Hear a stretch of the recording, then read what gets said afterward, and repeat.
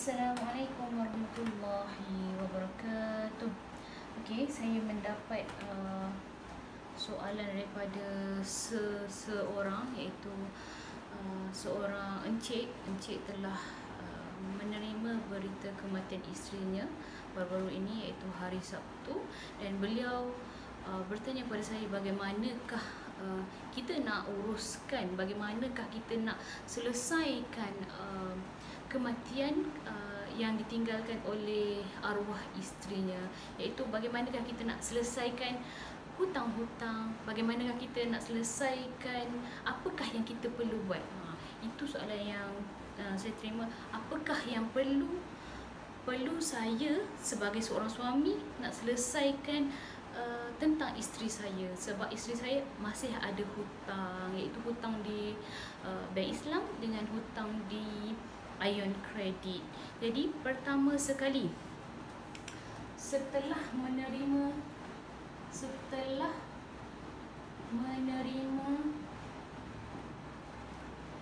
kematian,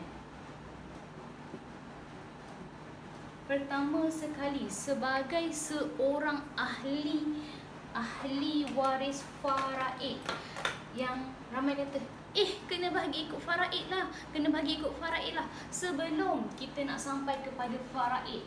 Ni faraid ini yang terakhir, sekali. Ini faraid. Pertama sekali kita kena buat apa? Pertama sekali,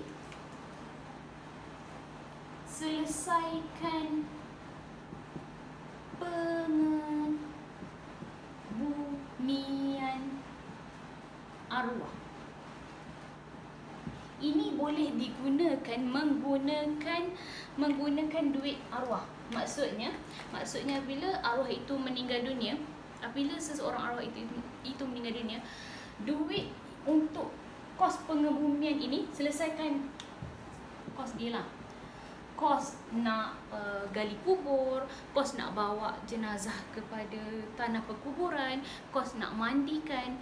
Ia tidak termasuk kos tahlil, kos bayar orang baca Yasin. Itu bukanlah kos-kos yang asas.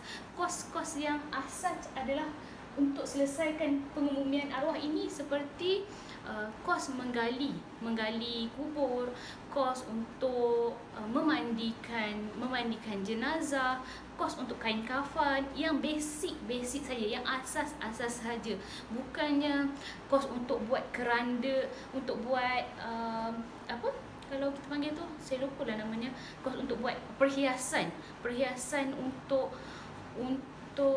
kubur arwah. Itu tidak termasuk dalam kos pengebumian ini. Okey, maknanya yang pertama, sebelum nak bahagikan faraid, harta arwah yang nak bagi faraid, pertama kena selesaikan dulu kos pengebumian dia. Biasanya orang akan buat lah, biasanya takkan orang tinggalkan untuk kos pengebumian ni, takkan. Kebanyakan akan selesaikan pengebumian dahulu. Yang kedua, yang ini ramai sangat yang akan tertinggal dan tak alert. Selesaikan dahulu,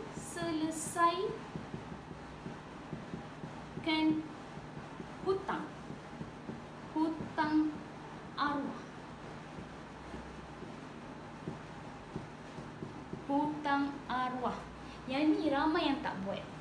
Hutang arwah, apa sahaja hutang arwah kita kena selesaikan dahulu sebelum nak bahagikan harta pusaka ikut faraid.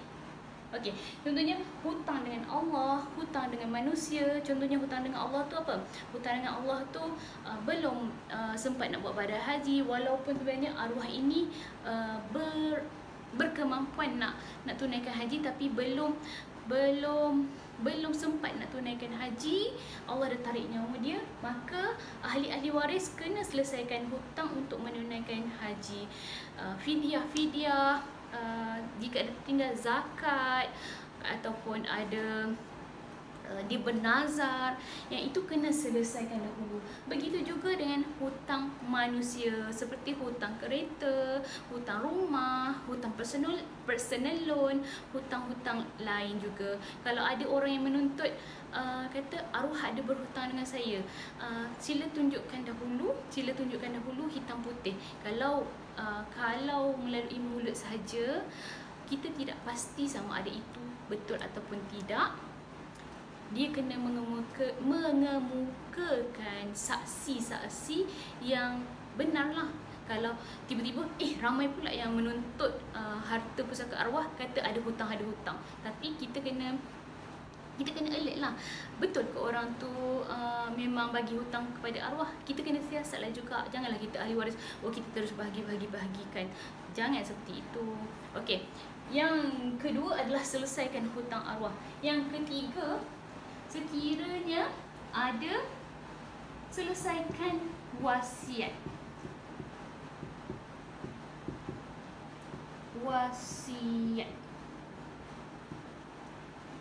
Wasiat ini seperti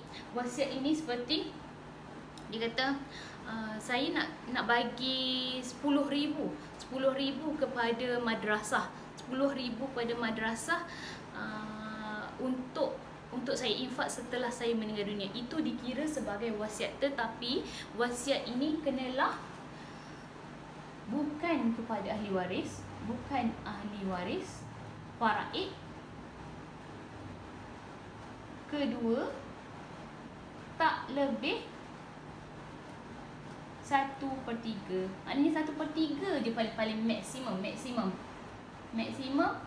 hanya 1/3 daripada harta bersih arwah. Setelah ditolak hutang ni, barulah kita tengok harta bersih arwah ada berapa. Contohnya kalau ada 30,000, contohnya 30,000 darablah dengan 1/3.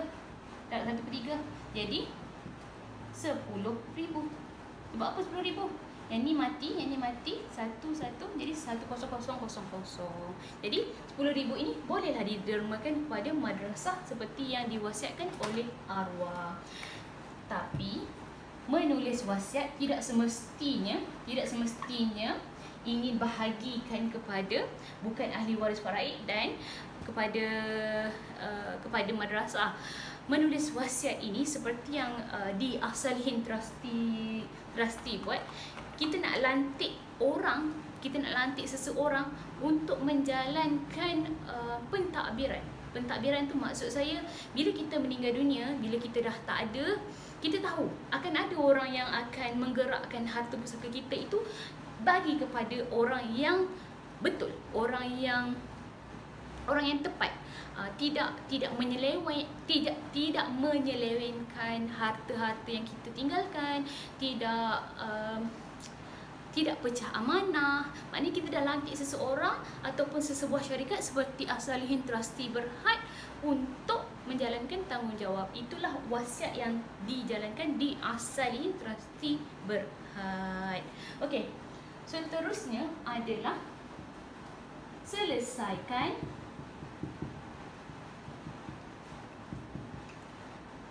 tuntutan harta sepencarian.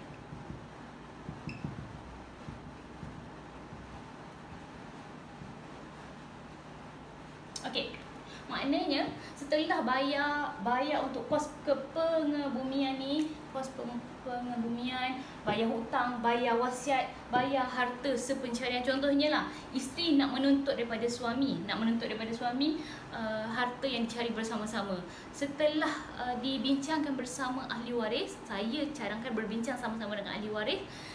Bincang elok-elok, okey, dapatlah 1/2 kepada isteri arwah. Maka setelah selesaikan semua ini, barulah dibahagikan mengikut faraid.